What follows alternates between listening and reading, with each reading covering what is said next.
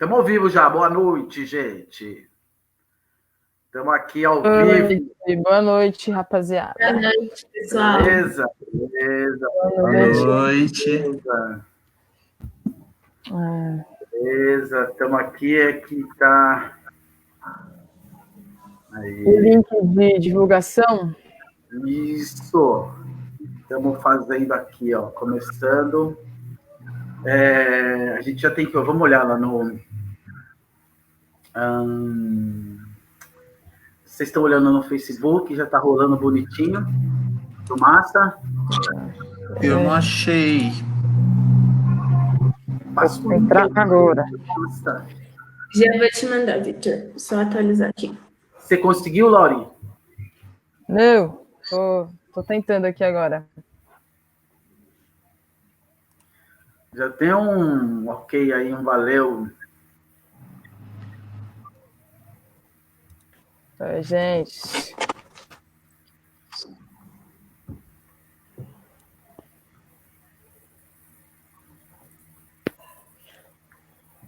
Você mandou o link, tá?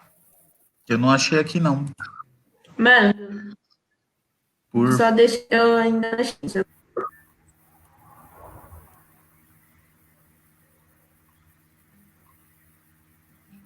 Olha, eu não perguntei para vocês. Escreve aqui para mim no WhatsApp onde você mora, Lauri, e o Victor. Mando. Mano, pode deixar. Meu Facebook tá assim, ó. Câmera lenta. A lenha. Agora.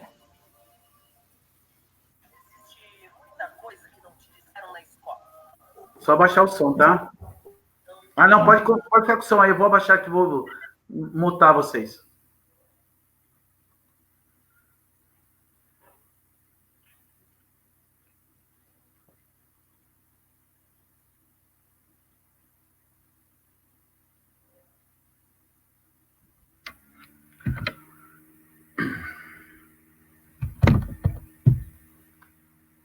Começou?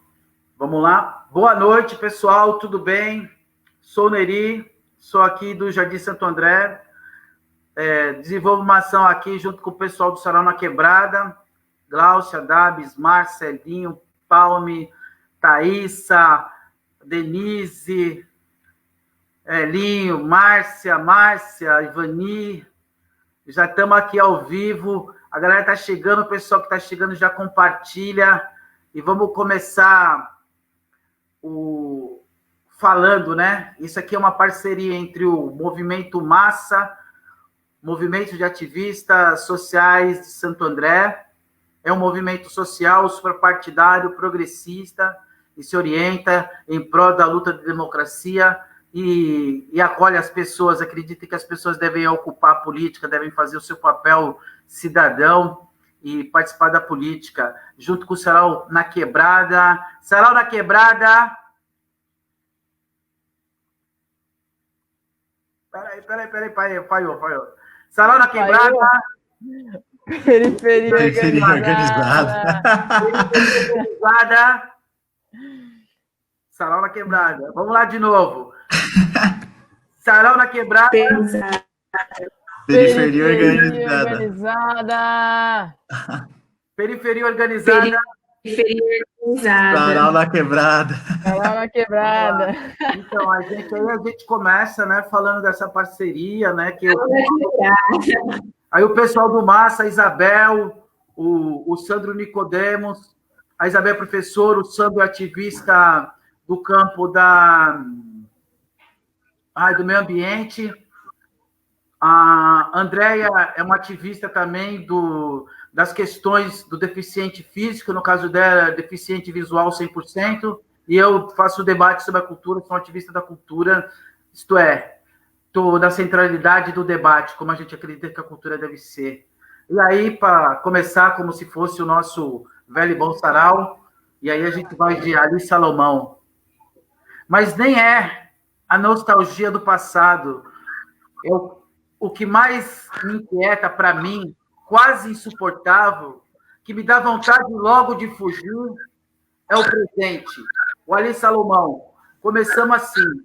E aí, gente, eu sou o Neri, como eu disse, ativista da cultura, participei da UMES e do movimento estudantil nos anos 90, obviamente tardiamente, porque eu já tinha 27 anos, então eu estava no Generoso e a gente construiu lá o Grêmio União e Força, junto com o Rodolfo, junto com o Tuba, junto com o Elinho. Participamos de várias atividades, tínhamos o Macunaíma com o nosso fanzine, tínhamos a nossa rádio, discutimos questões como o petróleo é nosso, ou a questão do passe livre, paralisamos Santo André diversas vezes pelo passe livre nos anos 90, discutimos e lutamos contra o FHC e o neoliberalismo, então a gente foi para a rua para lutar contra o neoliberalismo e lutar contra as privatizações. Então, a gente começa a nossa narrativa falando disso, né? Isso é uma narrativa da periferia, né? São periféricos e pretos, nordestinos, não nordestinos que estão aqui nesse momento para falar da sua vida a partir das suas ideias, da sua capacidade de ver o mundo, da sua visão de mundo, com a sua própria narrativa, né? Eu falo aqui do Jardim Santo André, o maior campo de pobreza de Santo André, somos mais de 120 mil habitantes, maioria negro, maioria que sofre a violência policial, que sofre o preconceito, que sofre o racismo. Somos um lugar incrível, porém, de uma diversidade cultural importante, uma população importante, que faz com que essa cidade se mova. Nós somos os pedreiros, nós somos os limpadores de rua, nós somos a mão preta que cuida dos bebês, que limpa as casas. Nós estamos no protagonismo do trabalho subserviente. Então, nós temos condições também de dizer o que é importante para nós nesse momento. E aí, hoje, a gente vai fazer esse debate sobre a questão do Enem, sobre essa dificuldade, sobre as questões tecnológicas, sobre a dificuldade da internet chegar em locais como o nosso. A gente usa uma banda larga que é uma espécie de gato, mas ela não é gato, é o que as grandes corporações não querem pegar, então eles vêm para cá e fazem essas outras empresas atenderem a gente. Então, pode ser que o momento a minha internet caia, a Thaísa caia, justamente por essa dificuldade, né? E nos outros bairros, né, nem se falar, porque a gente está num bairro, por exemplo, de menor IDH, os bairros que a gente compreende, empresa, João Ramalho, etc., são os lugares que têm menor IDH e têm menores condições tecnológicas, etc. E uma questão que a gente também não conseguiu democratizar os hardwares, a gente não tem computadores adequados, muita gente não tem computador, outros não tem celular, outros não tem nem comida, outros não tem casa, e assim por diante. A partir disso, vou aqui só apresentar para vocês um pouquinho do nosso trabalho do União e Força, que é para resgatar essa questão dos nossos estudantes e daquilo que a gente acredita como possibilidade para a gente poder iniciar o nosso bate-papo. E aí estava aqui, nós éramos do Generoso, Alves de Siqueira, do Grêmio União e Força, 1995, Elinho, Rodolfo, Tuba. Aqui a gente tinha o Macunaímico, isso aqui era a época do Natal, então a gente fazia o Papai Noel vindo, e duas pessoas na sequência para roubar a comida desse Papai Noel safado, né? Uma homenagem ao Noel Rosa, e alguns debates que a gente fazia. Aqui tinha a volta do Sugismundo, por essa questão, né, que é essa coisa do racismo, né, fala da gente, né, o Sugismundo tinha muito isso, né, geralmente, queriam tomar banho e tal, quem mora na favela, quem é preta, quem não sei o que e tal, então a gente já tinha esses debates, tinham vários debates legais, e aqui mais um, e aí com nossos patrocinadores, aqui é o Demetrios, né, o Demetrios irmão do Elinho, a padaria Fradinho, nessa época aqui a gente tinha um super cara legal aqui que foi assassinado, então, que coisa, né, violência. O dono do Fradinho, ele dava o dinheiro para nós podermos imprimir o nosso jornalzinho nessa época, né? Então, aqui eu estou mostrando um pouco da nossa trajetória, né? E tinha rádio, e tinha outros debates, assim. Enfim, é um momento de debate, de violência que a gente continua vivendo, e nós resolvemos assumir esse nosso protagonismo, discutindo essas questões como essa do Enem, assim como outras. É isso aí, ó. O Fernandinho já está aí, a Ivani, o Sérgio, a Maria Vitória. Pessoal, compartilhem, Sarau na Quebrada, Periferia Organizada, mais colaborativa. Nós estamos com uma ação colaborativa no Benfeitoria. Está super difícil da gente conseguir nosso dinheiro, mas a gente está com essa luta aí. No finalzinho eu deixo aqui o endereço, os dados bonitinho. Pessoal, agora eu vou passar para vocês. A gente vai falar com a Thaísa, que é aqui do Jardim Santo André. Vamos falar com a Lauri. A Lauri é do... Eu sou de Santo André. Santo André. E o Vitor mora em Cangaíba, Zona Leste, São Paulo, e trabalha em Santo André há 4 anos. É da rede das criancinhas lá, ou é professor da rede normal? Eu sou professor de um curso pré-universidade e dei aula dentro da comunidade do Tamarutaca também durante 1 ano. Maravilha. Vamos desindexar aqui de mim, vamos falar vocês, é o protagonismo de vocês agora. Um beijo. Espero que todo mundo entenda o que está acontecendo, seja solidário e a gente consiga romper essa bolha que está aí. Vamos lá, Thaísa. Boa noite, pessoal. Eu sou a Thaísa, tenho 16 Opa! Mesquita, faço ambiente. Aí, tudo certo? Tudo certo, agora tudo certo. Faço meio ambiente. Tá certo, pode falar. E a gente está aí na lista, integrante do... Faço parte também do coletivo Sarau na Quebrada. Moro também no Jardim Santo André, com a juventude pela igreja, né? A gente desenvolve um trabalho social também muito legal. E essa sou eu.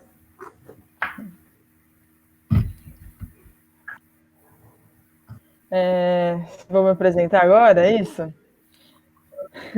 Meu nome é Lauriellen, eu sou professora do cursinho pré-vestibular, no mesmo cursinho pré-vestibular que o Catra. Sou sou educadora de filosofia, de história, filosofia da rua, filosofia do povo, nossa história também. Eu falei que eu sou de Santo André, mas eu sou de muitos lugares. Na verdade, eu nasci em São José do Rio Pardo, no interior de São Paulo, é onde eu estou agora, passando essa quarentena. Passei pela Vila Luzita, passei pelo Jardim Santo André, agora eu estou morando perto da faculdade, então sou andarilha aí. E sou estudante ainda de filosofia na Universidade Federal do ABC. E milito, né, pelo movimento LGBT, com o movimento LGBT, QIA+. Sou uma mulher sapatão. E é isso. Olá, eu sou o Vitor, eu tenho 27 anos, sou da Zona Leste de São Paulo, moro no Cangaíba, Zona Leste. Dou aula no cursinho pré-vestibular, né, para a universidade, junto com a Lau. Também sou professor de matemática e coordenador desse curso. Trabalho em Santo André faz 4 anos, e um desses 4 anos eu dei aula dentro da comunidade do Tamarutaca, que fica ali perto das Prestes Maia e tudo mais.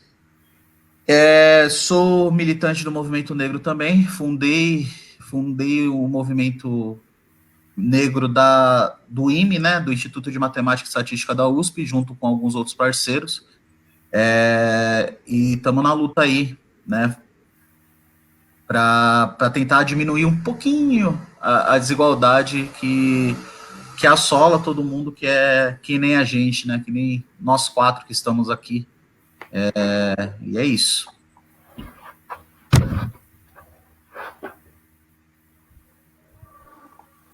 Então, hoje a gente vai aqui trazer um pouco desse debate super importante, né? Que é sobre a questão do adiamento do Enem. E eu queria abrir a minha fala aqui lembrando justamente o discurso que está presente, né, no comercial, onde eles divulgam as inscrições, né?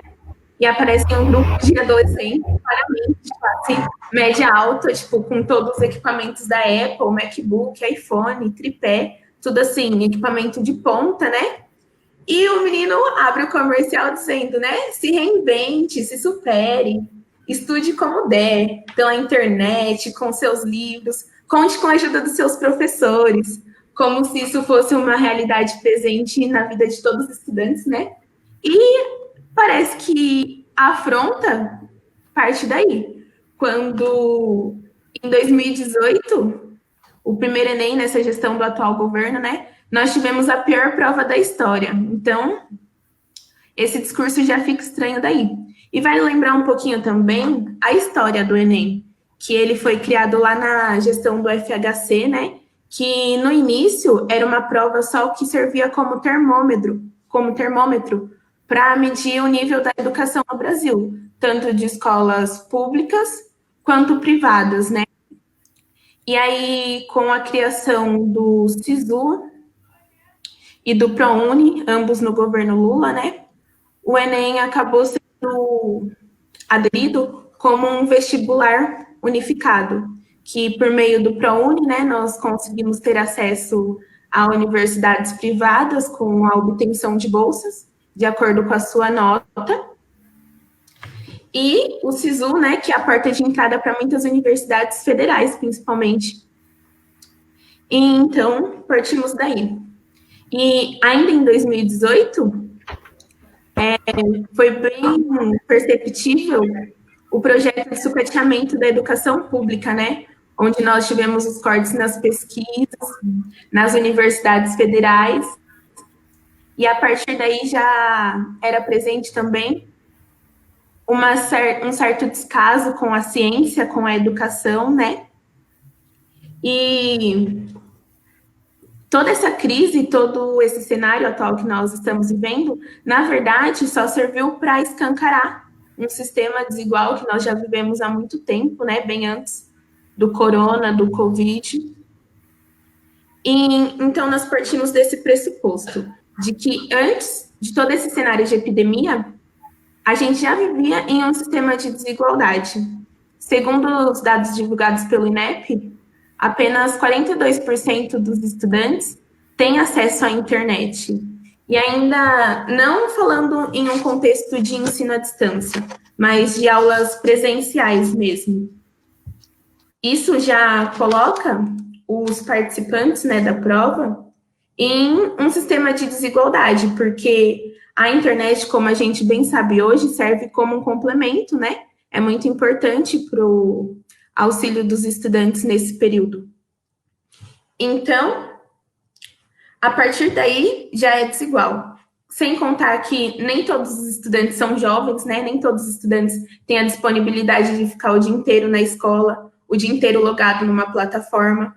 Nem todos os estudantes têm um computador, um celular, que a gente não pode cair no erro de achar que porque uma pessoa tem Facebook, Instagram, WhatsApp, ela realmente tem uma internet de qualidade, né? Porque a gente sabe que a grande maioria consiste em planos pré-pagos também, onde dá acesso a essas redes, e muitas vezes os estudantes que têm é uma qualidade inferior, onde a internet é lenta, cai toda hora, e não aguenta esses aplicativos pesados nessas plataformas que estão sendo usados.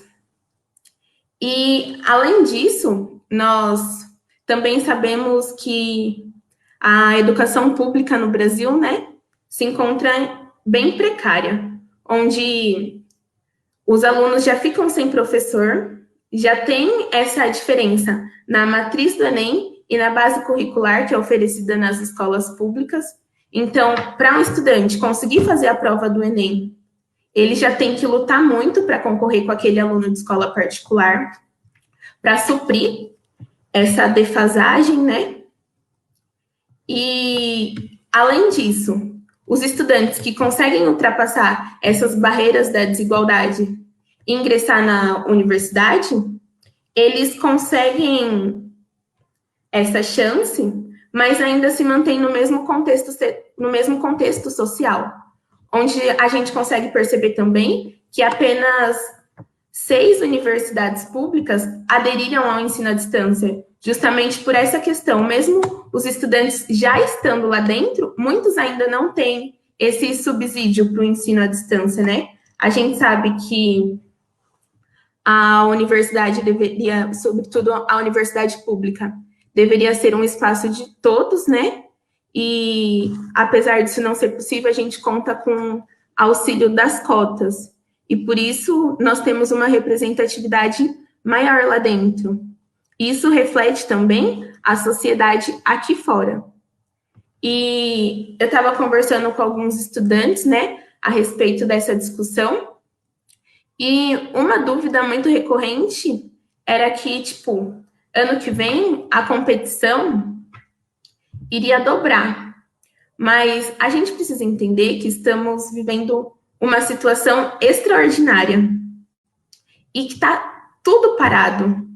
Não é como se o terceiro ano parasse para fazer a prova ano que vem e os outros anos estivessem dando continuidade. Ano que vem você não vai ter que disputar sua vaga com o primeiro e com o segundo, porque está tudo parado. A gente não fala só na estrutura estudantil de escola, universidade, mas os comércios, shoppings, lojas, está tudo parado. Então é como se a gente congelasse tudo durante esse tempo de pandemia e retomasse após a situação se normalizar, né? E outra questão também seria a aplicação das provas online, que hoje não é uma solução. Porque a questão, além de tudo isso que a gente já falou, né, que muitos estudantes não têm acesso a esses instrumentos necessários, além da realização da prova, tem também a questão da preparação, principalmente para os estudantes que estão no terceiro ano do ensino médio, né, que já tem toda aquela pressão psicológica mesmo, porque é a prova que define sua vida, né, e um mês faz muita diferença, sobretudo para aqueles estudantes que a gente já comentou no início, que estão em situação de desigualdade, porque ele tem que correr atrás do dobro, do triplo de conteúdo que um aluno de escola particular. Então, uma semana, um mês, 2 meses é crucial, faz toda a diferença nesse processo. E todas as universidades estão readequando o calendário. Então, não faz sentido a gente manter essa prova, porque do mesmo modo que o aluno da faculdade que está no último ano vai se formar depois desse tempo de pandemia, o aluno ingressante também só vai ter acesso depois que a situação se normalizar. E parece até um pouco de teoria da conspiração, né? Mas para a elite é muito interessante que essa data seja mantida, porque entra em concordância com essa ideologia meritocrata, né, de que quem quer corre atrás e tal. E justamente esses alunos que não têm condições seriam desclassificados de primeira, né? Então, a escola seria completamente ocupada pela elite burguesa, né? E seria menos concorrente para eles, que é isso que eles querem desde sempre. Então, é justamente por isso a luta para o pessoal da periferia, para o povo preto, para a comunidade LGBT, também ter o direito assegurado, né? Porque a gente bem sabe que educação é um direito universal. E manter o Enem nessa data é uma afronta.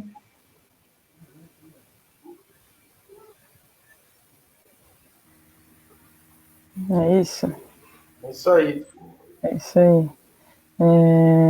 E complementando o que a nossa amiga disse, né, Thaísa, vocês viram agora, né, que tem um sobrinho, e aí ele apareceu aqui, aí ele gostou de ficar no meio de todo mundo, e aí eu fico imaginando, e aí eu fico pensando, né, sobre a realidade de pessoas que vão prestar o Enem, mulheres mães que vão prestar o Enem, né, mulheres mães solos que vão prestar o Enem, pessoas que precisam, né, cuidar do seu dia a dia em casa, que vão prestar o Enem.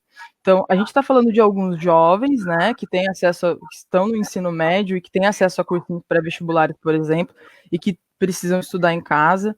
Mas se a gente engloba para uma esfera onde eu tenho mães, eu tenho pais, né, eu tenho pessoas mais velhas, né, que não têm acesso à internet, mesmo com acesso à internet, a dificuldade de utilizar essas ferramentas é outra, né? E outras pessoas que vão fazer o Enem, né? Então, aquela pessoa que já saiu da escola faz anos e que, usa o WhatsApp, sabe? Que sabe usar o WhatsApp. E aí se depara com uma realidade que precisa estudar, usar algumas plataformas, algumas ferramentas que nunca teve contato na vida, né? Então, além de ter que estar lidando com esse cenário atual, com esse cenário de pandemia, que também não é do entendimento de todas as pessoas, que também não chega da mesma forma as informações que chegam para todas as pessoas sobre o cenário atual, né? Em meio a tudo isso, em meio a precisar ficar em casa, em meio a todas essas mudanças, como a gente consegue equiparar, e a gente não conseguia nem antes, a gente não conseguia nem antes da pandemia equiparar uma parte da sociedade com a parte mais privilegiada da sociedade, né? E aí, quando eu falo a parte mais privilegiada da sociedade, eu vou falar de estudantes de escola particular, por exemplo, né? Alguns estudantes de escolas particulares que, por exemplo, têm uma estrutura para estudar em casa, né? Estrutura para estudar em casa, eu falo não precisar sair o tempo todo para resolver as coisas, né? A dinâmica em casa também é outra, então essa questão de estar em quarentena e ter tempo livre não existe. Essa questão de estar em quarentena e ter um tempo a mais, um tempo ocioso, isso não é real, né? Porque a gente tem famílias e muitas pessoas precisam cuidar de suas famílias e ajudar para cuidar de suas famílias. Então, essa estrutura de ter um lugar para estudar, né, de ter internet, né? Primeiro a pessoa precisa ter uma internet de qualidade, ela precisa ter uma máquina que sustente esses aplicativos. E a gente sabe que com a obsolescência programada, por exemplo, o que é a obsolescência programada? Tem algumas máquinas, alguns celulares e computadores que eles estão programados para em algum momento não atualizar mais. E aí eles não conseguem mais baixar alguns aplicativos, né? Como, por exemplo, os aplicativos que estão sendo oferecidos por algumas instituições, né, de ensino. Então, são tantos detalhes, né, gente? São tantos detalhes relacionados a isso que é muito, é muito, assim, não consigo pensar em como a gente pode equiparar, né, grupos sociais ali para prestar o Enem e a ideia de permanecer com essa data, né? Então, são 1 mês, 2 meses, mas eu digo que são muito mais meses, né? Faz muita diferença 1 mês, 2 meses, né? De adiamento do Enem. Mas nós estamos falando de uma história desigual que perpassa anos e anos da história, anos e anos.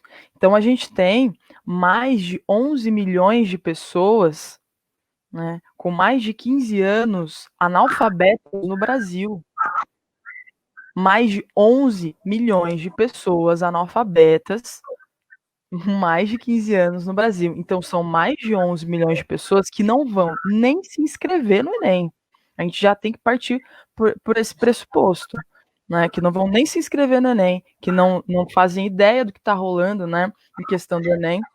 Então, esses 2 meses são histórias, né? São mais de 530 anos, né? De uma história ali que precisa ser discutida, né? Então, adiar o Enem é uma questão de entender, né, que algumas pessoas que podem se preparar, ter mais tempo para se preparar, né? Então, além do lugar que eu falei, né, do espaço, da dificuldade que as pessoas encontram, das mães, dos pais, né, das pessoas com mais dificuldade de utilizar ferramentas, de utilizar a internet no geral, né? Tem também a questão de autonomia de estudo, né, gente? eu lembro na escola que professores, né, falavam, você tem que chegar em casa, você tem que estudar, né, matéria dada é matéria estudada, é muito importante, mas muitos adolescentes, quando saem da escola, eles vão trampar. Muitos adolescentes, quando saem da escola, vão cuidar do irmão e da irmã, né, mais novo. Muitos adolescentes, muitos jovens, eles saem da escola e eles têm outros afazeres, né? Então, ninguém ensinou a gente a estudar em casa. O que ensinaram a gente, na verdade, foi a vida que ensinou muitos adolescentes e jovens, é a sobreviver nesse sistema. Como que você sobrevive nesse sistema? Nesse sistema que te pega brincando na sua casa com 14 anos e é atingido por uma bala na barriga. Esse sistema que o jovem ou adolescente ele precisa sobreviver depois da aula. Ninguém ensinou o jovem da escola pública a estar estudando em casa porque ele precisava fazer outras coisas, ele precisava fazer outras fitas, né? Então, autonomia de estudo. Autonomia de estudo. Como que você ensina autonomia de estudo para o moleque, para a menina, né? Que precisa, que está nessa realidade. E aí você vem dizer que tudo bem, dia 1, né, dia 8 de novembro, e que está todo mundo só se preparar, é só você conversar com os professores, é só você estudar em casa, né? O aplicativo é de graça para as pessoas. Mas espera aí, não é só sobre isso, né? Nós temos uma realidade, fiquei desconcertado com os comentários, mas uma realidade muito diferente do que se mostra na televisão, uma realidade muito diferente do que eles propõem para a gente, né? Então, é muito importante o adolescente e o jovem saber sobre pré-socráticos, né? É importante, é sobre a história. Mas é importante também esses adolescentes, esses jovens, né? As pessoas em geral, aprenderem como é a viver, a sobreviver a esse sistema, a ser criança, a ser adolescente, a entender que a arte que eles produzem é importante, a entender que o que eles produzem, a vida deles importa, né? Então, vai muito além. E aí eu costumo dizer que o vestibular, ele já é uma ferramenta de reprodução. Ele já é uma ferramenta, uma fábrica de reprodução, né? De reproduzir algumas coisas que não são práticas da nossa vida, que não dizem respeito à vida da maioria, da maior parte da população. Então, já é isso, né? E aí, o Ministério da Educação vai e divulga que não é papel do Enem reparar danos sociais históricos. Então, para que serve a universidade pública? Para que serve o Enem de fato? Né? Para que você coloca pobre, preto na universidade? Não é para reparar? Não é para falar de problemas sociais? Então, são falas que não se condizem, são falas que são extremamente hostis, são falas que atacam uma parte da população diretamente. A gente está enfrentando, gente, um genocídio, a gente enfrenta há muitos anos, né, genocídio da população preta e pobre e LGBT há muitos anos, né? E nós estamos enfrentando agora esse genocídio e ele está se institucionalizando. O que isso quer dizer? Né? A gente tem nas grandes instituições, nas universidades públicas, né,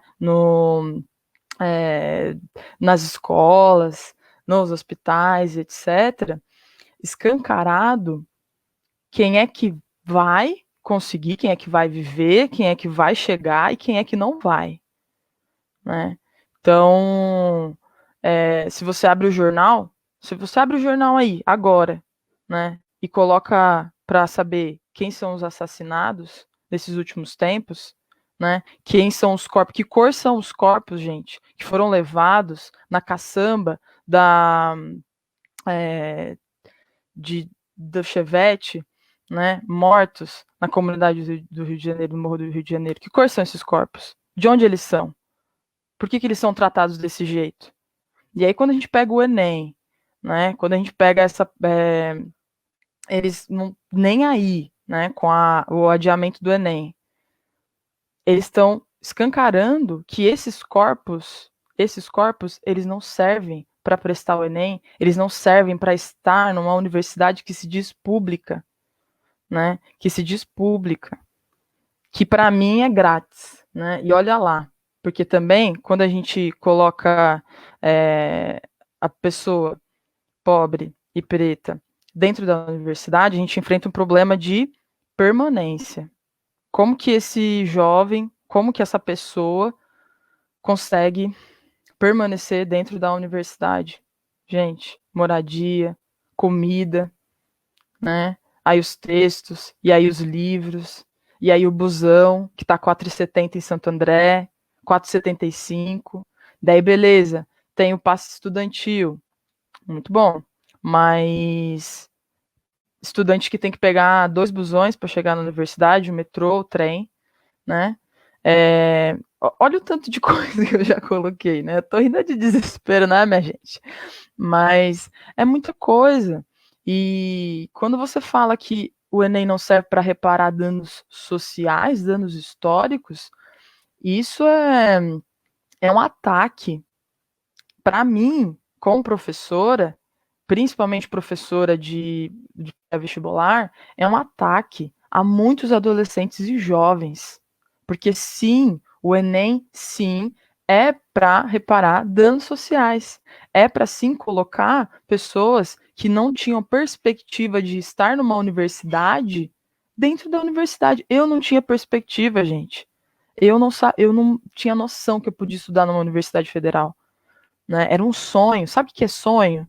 Sabe o que é você ver lá longe, você imaginar uma outra pessoa que não você? É exatamente sobre isso. E eu passei pela universidade, né?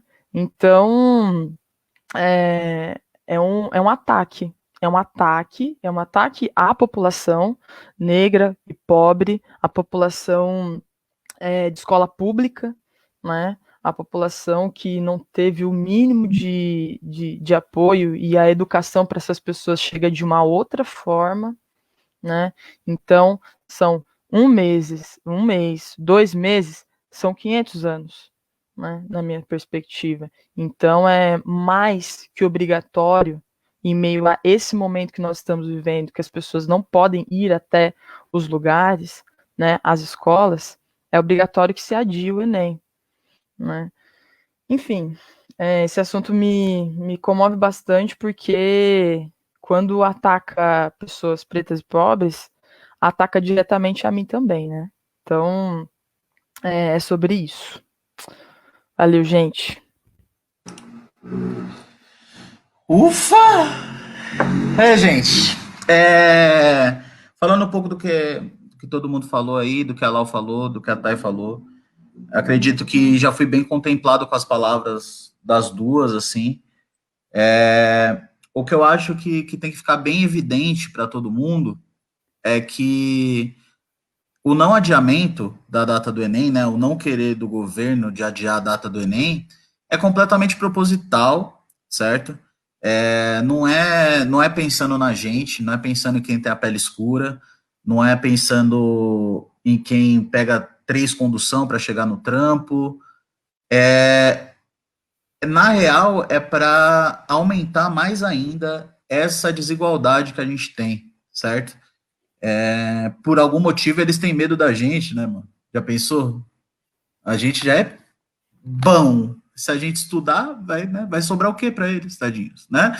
Então, o que acontece é exatamente isso. Então, vem governador e começa a tirar o ensino médio da noite. Mano, que aluno de escola pública hoje não precisa trampar? Pouquíssimos, né? Então, se você precisa trampar ou estudar, você vai escolher o que te dá comida, né, parça? É simples assim.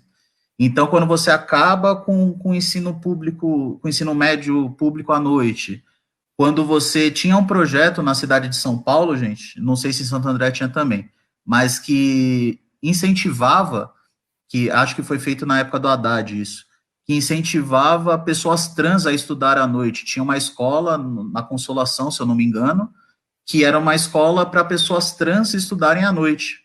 Aí veio o nosso querido governador, né? E cortou também essa escola, esse programa, tudo bem? Então, mano, é simples assim. Não pensando no nosso bem, eles nem estão disfarçando mais. Essa é a verdade. Antigamente, eles faziam mal pra gente e disfarçavam. Agora, por algum motivo, nem disfarçando mais eles estão. Eles sequestram adolescente na porta de casa, dão tiro, entrega pro ML. É assim que funciona. É isso que vale a nossa vida hoje em dia, certo? Aí vem me falar que é só estudar. Não, arranje um cantinho na sua casa e estuda com o que você tem. Aí você tá me tirando, né, parça? Eu não tenho o que comer, xará. Eu tenho que trabalhar para sustentar meus 3 irmãos. Meu pai abandonou minha mãe. Isso eu tô falando não no meu caso, né? No caso de muitos outros. Eu não tenho tempo de estudar, parça. Eu tenho que vender minha bala no farol para colocar meu arroz dentro de casa. Aí, muita gente, infelizmente, assim, muitos dos nossos de escola pública abraçaram esse discurso, né? Porque ouviram falar e acharam certo, né? Que é o discurso do sempre foi assim. Então, parça, não é assim, entende? Pensa comigo. A gente tinha, na escola pública, a gente tem aula e muitos alunos, só isso. Aula e merenda, parça. Muitos alunos não têm celular, muitos alunos não têm internet, como já foi falado. Na escola de boy tem aula, tem internet, tem tablet em sala de aula. Mano, tem tablet em sala de aula, tipo. Enfim. Tem psicólogo, tem... E vai tendo. E tem um monte de coisa escola de boy. É assim que funciona. Vou repetir, a única coisa que tem escola pública é aula e merenda, parça. A gente já tá na desvantagem, tirando todo o contexto histórico que a Lau falou, só pela escola pública em si, a gente já tá em desvantagem, infelizmente. Não tenta comparar a infraestrutura da escola pública com a da escola particular, porque não dá. A única coisa que o cara tem é aula e merenda. E agora, por conta dessa situação extraordinária, certo, que a gente está passando, nem isso ele tem. E você não quer adiar a prova, xará? Deu para entender? Eu me pergunto, juro, me pergunto sinceramente, qual é o argumento de não adiar a prova? Porque não é que a prova vai acabar, que não existe prova, é que a prova vai ser adiada 2 meses. Qual que é o argumento que tem para isso? Porque se eu sou playboy, sei lá, que tem internet, que consigo estudar em casa, não sei o quê, eu penso que é 2 meses a mais para me preparar. Mas é na maldade mesmo, tá ligado? É na maldade. Eu consigo estudar, mas eu não quero que o mano do meu lado estude. Essa é a fita. Esse assunto me deixa um pouco bravo. Então, peço até desculpa se eu deixar escapar algum palavrão por aí, tá? Porque assim, é isso, né? Uhum. Aparelhamento do ensino médio, tentando colocar a gente para baixo, porque a gente chega em determinadas épocas e consegue ascender um pouco, mano. Não é nem muito, a gente consegue subir um pouquinho e já é ameaça. E aí eles empurram para baixo. Quando aconteceu aquele caso do músico do Rio de Janeiro que foi assassinado com 80 tiros, tinha uma frase que eu ouvi e que é verdade, que é assim, ó, 80 tiros não é engano. Ninguém atira 80 vezes por engano. Se você tá enganado, você atira a primeira, fala, puta, fiz merda, e para de atirar. 80 tiros é assassinato. E é isso que fazem todo dia. O João Pedro, que é o moleque do Rio de Janeiro, é mais um. Assim como o Lucas, aí de Santo André, foi mais um. E quem matou foi a PM, a gente sabe disso. Agora você me fala. O cara tá lutando para sobreviver, xará. Ele vai abrir o livro para ver logaritmo. O cara tá lutando para, mano, colocar comida no prato. Ele vai ter tempo para saber o que é movimento retilíneo uniforme. Entende? Então, o fato do Enem ter que ser adiado, eu acho que se você entende um pouco e tem um pouco de bom caráter, você não discute.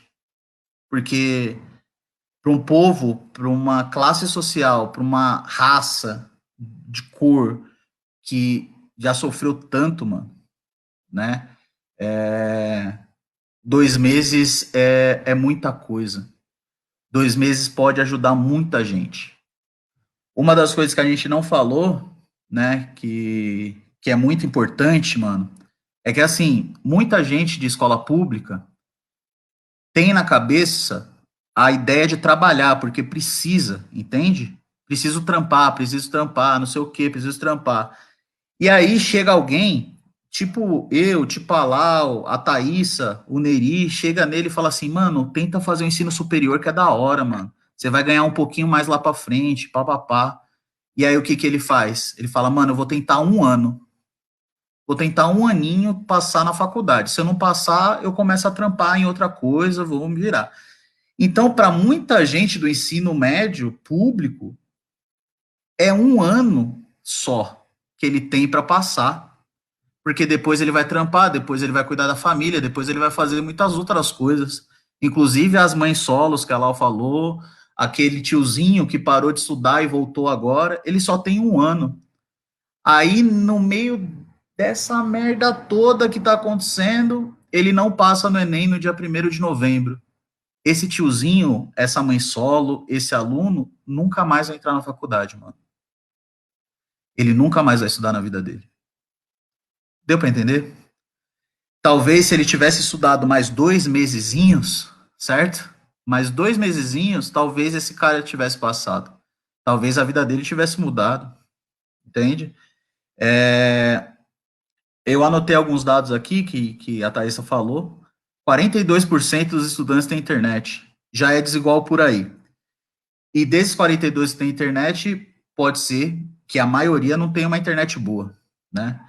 Outro argumento que também cai por terra. Para usar o WhatsApp tem internet. Como se a gente não tivesse direito de entretenimento, né, parça? A gente não tem direito. Você pode usar o seu WhatsApp para ver vídeo, para internet, para jogar. A gente tem que usar para o que você quer, meu senhor. Então, se você tem internet, pobre, use para estudar. É assim que o senhor manda. Não é por aí, certo? Muitos têm aquele pacote básico da operadora que paga R$5 por mês e só vem o WhatsApp e Facebook e mais nada, certo? Sobre a Enem Digital, eu vou falar daqui a pouquinho, porque eu provavelmente vou ficar muito bravo, vou quebrar meu computador no meio. E outra coisa que eu anotei aqui, são os dados que eu vi agora, que 5,2 milhões de pessoas no Brasil passam fome, parça. Fome. Fome não é vontade de comer. Fome é fome. Sabe fome? Não, você não sabe. Nem eu. Eu não sei. É fome, parça. 5,2 milhões de pessoas. Quando você tem ideia, quando você fica 2 dias sem comer, você passa 2 dias sem comer, puta, vou fazer exame de sangue, 2 dias sem comer. Isso que você tem não é fome. Isso é uma vontade muito grande de comer. Fome é assim, mano, semana sem comer, semana colocando biscoito de barro na boca. 5 milhões de pessoas. E eu acho que esse número ainda tá meio para baixo, certo? Eu acho que é mais gente do que isso. 5 milhões de pessoas passam fome. Aí você coloca 3 adolescentes brancos, com um MacBook que custa R$10.000, um iPhone 11 que custa R$8.000, nem o tripé, porque eu tenho o tripé aqui, ó. Eu paguei R$15 nesse aqui. O tripé deles custa muito mais do que R$15, certo? Nem o tripé é humilde. E aí você fala, estuda onde você puder, cara. O pessoal não tem o que comer, xará. Já falei.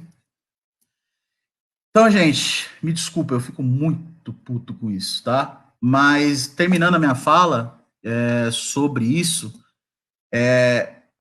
reforçando o que eu falei, não ache que o governo faz isso, eu quero manter a data para ajudar. Não, ele não quer ajudar ninguém, ele só quer que quem é preto, pobre, se dane, essa é a verdade.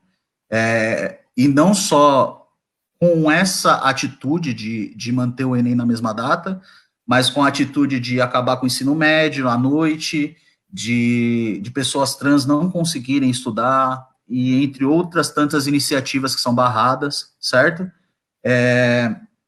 Então, manter o Enem na data que está, certo? Manter o Enem na data do dia 1 e dia 8 de novembro é simplesmente falar desse jeito. Eu quero que pobre, preto, LGBT, favelado, dane. Mulher, mãe solo, tiozinho que parou de estudar, eu quero que todo mundo se dane. Eu quero que o meu querido amigo branco, a minha querida amiga branca, hétero, que mora no Morumbi, que mora em São Caetano, na região boa, eu quero que esse pessoal entre. Eu quero que o restante se dane. E é isso. Quem acha que é diferente disso, precisa se informar um pouquinho melhor. Tudo bem? Ufa. Beleza. Vamos aqui, eu vou falar aqui, ó. A Glaucia está falando para a gente lembrar também dos estudantes indígenas que moram nas cidades, né? Que são aquele grupo de pessoas que moram nas cidades, mesmo aqueles que estão mais fora da cidade, que não são indígenas, mas que também têm uma situação muito precária, como vocês já disseram milhões de vezes. O Inácio está aqui falando de várias coisas. Eu sou professor que é da rede pública, está ligado qual é a realidade dos alunos, e ele tem alunos que vão para a escola só por causa da refeição, por causa da merenda. A gente tem outras questões, que é também a violência no caminho, que é a questão de também não ter dinheiro para condução, não ter dinheiro para comprar roupa, enfim, a gente vive essa miséria maluca, onde a gente não consegue, de fato, ter uma realidade que seja importante. Eu realmente não sei como as pessoas não se sentem envergonhadas de ver num país onde você disse que milhões de pessoas estão passando fome, não tem nada.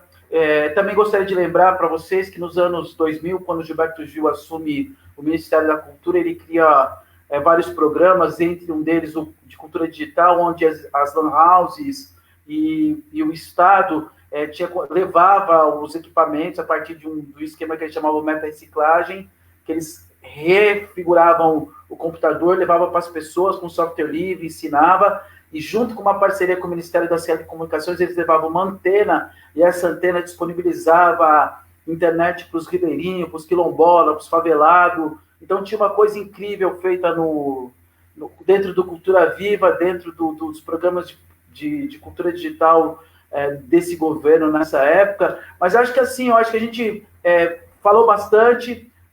Acho que é a DNA, mas acho que vocês poderiam finalizar, e a gente finaliza com a Lauren, começa pela Lauren finalizando, e depois passa por você e para a Thaísa, para a gente falar um pouco dessas outras nuances, né? Como é que a gente pode, de fato, ter uma ação que seja, que vale a pena acontecer agora, né? Uma ação de fato, uma ação que a gente possa, só vamos sair pensando qual é a proposta da gente para o futuro, né? E aí, como a Glaucia disse, tudo é princípio de igualdade, mas buscar uma conexão com outros grupos coletivos, como esses cursinhos, os saraus, os times de várzea, as escolas de samba, para dizer, olha, basta, a gente também quer, além da cesta básica, a gente também quer os nossos meios digitais, a gente quer discutir isso, e a gente precisa discutir isso que é urgente, porque inibe, destrói a nossa possibilidade de criar democracia dentro disso. Mas eu acho que prosseguir, eu estou muito feliz, um beijo, sarau na quebrada. Periferia organizada. Periferia organizada. Sarau na quebrada. Sarau na quebrada. Vamos aí, continuando. Segue aí, Laura. O Catra não precisa se desculpar por estar revoltado. Eu acho que nós não precisamos nos desculpar por estarmos com raiva, porque é isso, não tem outro sentimento, assim, a gente vê todos os noticiários e o que fazem com o nosso povo, é, e aí tem a questão, né, dos povos indígenas, né, também, que estão lutando pela demarcação de terras, né, então, enquanto precisam estudar para o vestibular, tudo mais, é, e não se desculpem por estarem sentindo. Eu acho que é importante a gente sentir revolta. Eu acho que a revolta nos move de alguma forma. Então, eu só queria finalizar dizendo que a minha luta não é só pelo ADIENEM, né? O ADIENEM é acompanhado pela reformulação dos vestibulares, pela reformulação da entrada da população dentro das universidades públicas. Então, a minha luta de Enem, ela é ligada, ela é, coexiste com a luta da reformulação dos vestibulares e a reformulação da entrada das pessoas nas universidades públicas, né? E aí o que o nosso amigo disse sobre algumas ações, eu acho que estar em contato com a comunidade, né? Nós somos a comunidade. E essas instituições, né, os cursinhos, as escolas de música, os movimentos sociais, né, para a gente pensar juntos e juntas como que a gente pode construir uma, uma educação, né, um ensino para conseguir prestar, né, esses vestibulares até então, e também construir novas lideranças, né? Eu acho que o meu maior desafio nessa vida é fomentar lideranças jovens, lideranças adolescentes, para que essa luta contra a maneira como o Enem e os vestibulares são construídos, ela tenha frutos em algum momento. Então, gostaria de falar também que dia 17 desse mês foi o dia contra foi dia de luta contra a LGBTfobia, né? Então, a LGBTfobia também mata, né? Óbvio, né? Ela mata. E muitos estudantes, pessoas que têm sonhos, pessoas que tinham sonhos, precisaram lutar contra a LGBTfobia e foram mortos.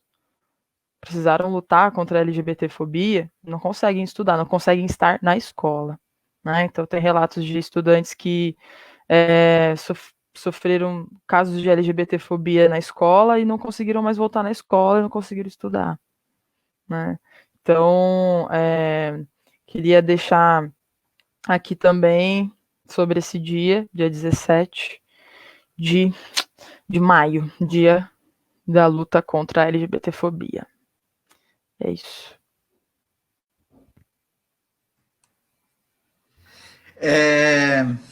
Queria primeiro, antes de dar minha última fala, agradecer, né? Agradecer o Movimento Massa, agradecer o Sarau na Quebrada, Thaís, Neri, todo mundo aí pelo convite, né?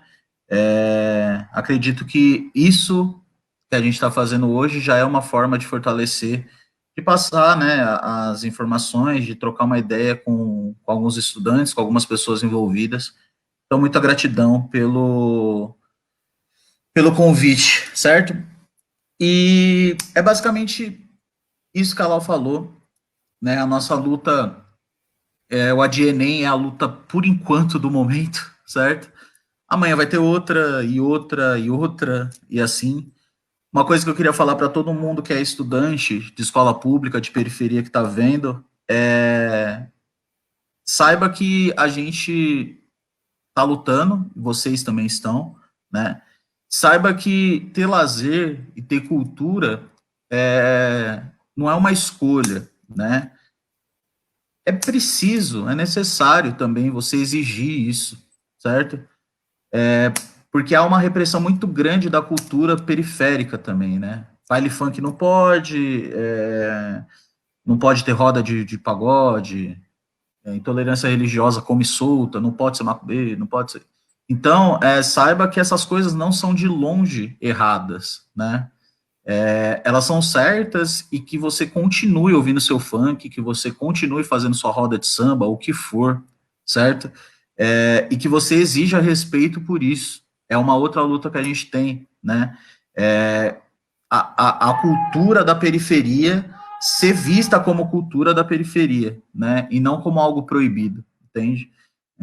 Caso parecido com o que aconteceu em Paraisópolis, né? Que no baile funk chegaram atirando e mataram 9, nas festas de uma determinada faculdade, que eu não vou nem citar o nome, mas que fica na zona central de São Paulo, com 7.000 pessoas, a mesma festa, do mesmo jeito, só que com pessoas um pouquinho mais brancas, né? Bastante mais brancas, eu acho.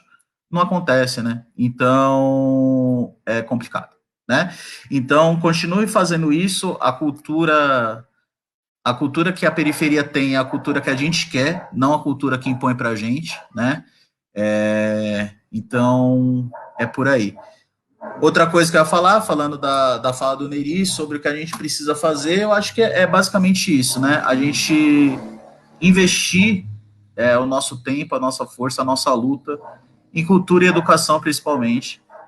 Saber que a luta é contínua, a luta é todo dia, é assim desde 1888, né?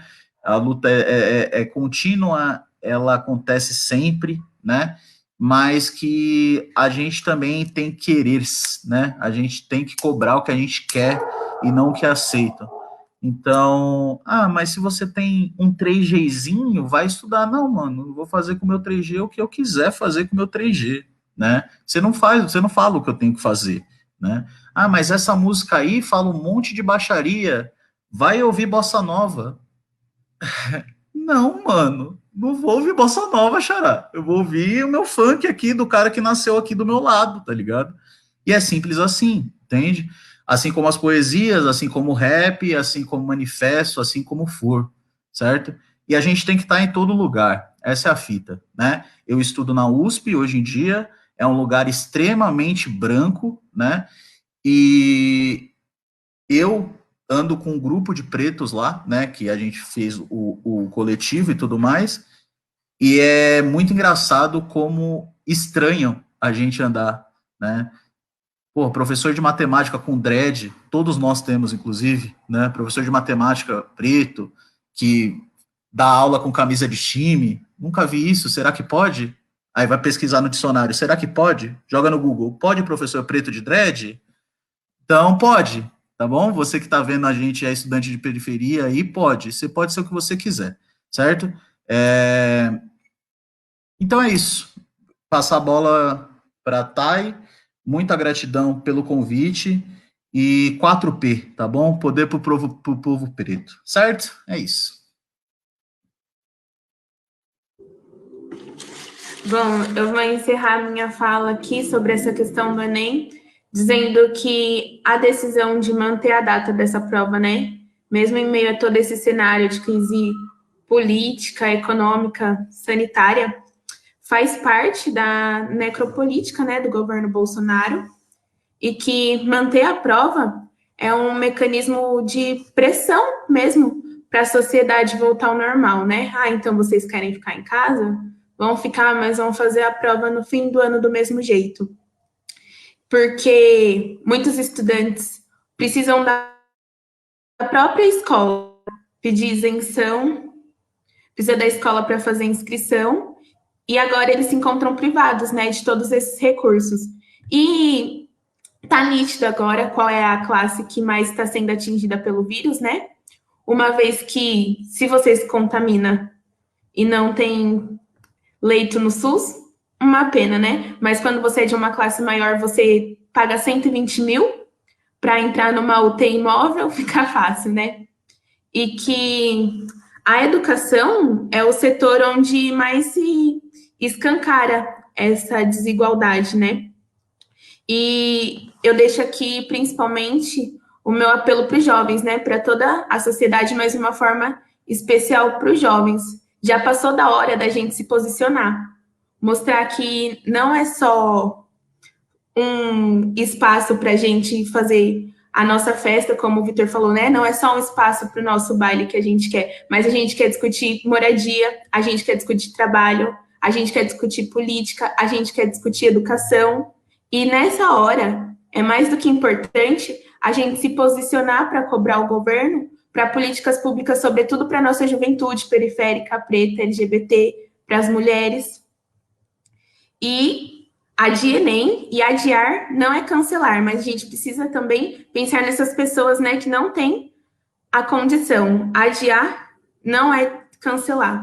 Vamos levantar aí, juventude, e mostrar a força que a gente tem quando estamos sendo ameaçados. É isso. É isso aí, gente. Lindo debate, linda roda de conversa, linda essa troca, linda essa narrativa. Escurecemos toda a internet, assim, ficou bem preta, né? A gente tem só a agradecer também, tem que dizer, falar do Salão na Quebrada, dessa possibilidade da gente fazer uma questão do que a gente está discutindo, que é essa coisa coletiva, de fazer a política coletiva, de fazer Ubuntu, né? Todo mundo, eu sou feliz, você é feliz, nós somos felizes, não dá para ser feliz sozinho. A gente tem que compartilhar mais as coisas mesmo, acho que esse é o processo, e a nossa luta, ela tem que ser vigorosa, a gente não quer falar de paz, mas a gente quer lutar com a faca entre os dentes para que a gente tenha uma vida melhor, assim. Acho que é incrível tudo isso, estou muito feliz, muito agradecido ao Vitor, agradecer a Lauren, ver a Thaís, incrível, falando com desenvoltura, com qualidade, conhecendo do assunto, muito bom. Estamos todos apaixonados por vocês. Fique com a gente, more aqui na internet com a gente, nada disso. E aí, é aquilo, vamos ver se a gente ensaiou. Salão na Quebrada. Periferia Organizada. Aí, o tempo de abrir o microfone, né, cara?